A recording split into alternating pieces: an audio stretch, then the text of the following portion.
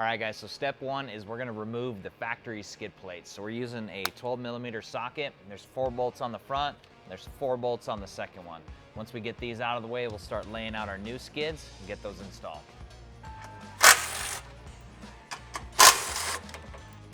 All right, now that the skid plates are down, we need to assess what trim model we have. So this is a TRD off-road, so it has this steel plate right here that has these 2 threaded holes that we're gonna be reusing.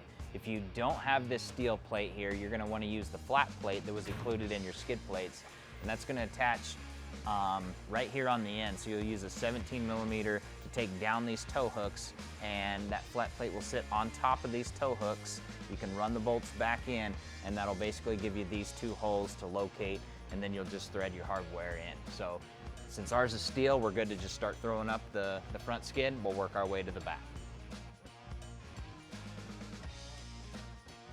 All right, so we're getting ready to throw up the front skid, and where we have a captive nut, which is basically all the locations, I like to put a little bit of anti-seize on the head of the bolt. It just makes everything go in a lot easier, and you're not gonna have any problems removing these bolts.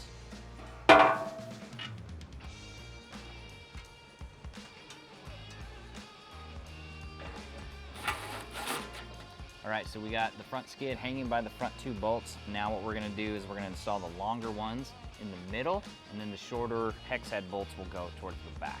Again, with the anti-seize, always a good idea. This is a 13mm socket also that we're using to drive these up in there. All right, front's in place. Now we're gonna keep moving our way back. I have a 7/32 Allen we're gonna use to secure these bolts.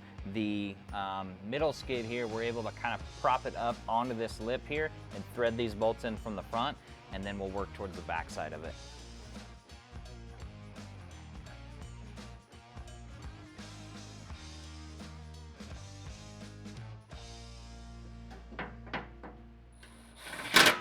All right, so middle's up. Now we're gonna put up the final skids. What we're gonna do is pick that one up.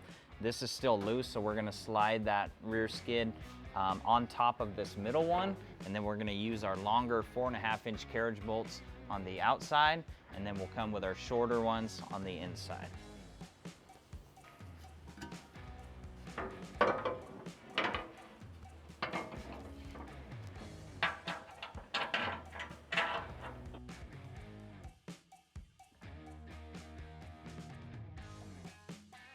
All right, we got all these bolts in place. We're gonna use a 9/16 wrench, get up in there and snug these up. We just wanna make sure that this hole is lined up with the hole in the frame when we snug it up. All right, so we got our skid in place, it's snugged up, and we lined up our square hole in the skid with the square hole in the frame. Now what we're gonna do is we're gonna remove this plastic cap on the frame to give us access to the inside, and we're gonna fish this piece down with the cage nut installed in here and thread into this piece. So this might take a few times. You'll have to kind of bend this to get it to line up and get flat in there. A good flashlight will help you out, and just make sure to start it by hand and then use a 7/32 Allen to tighten it up.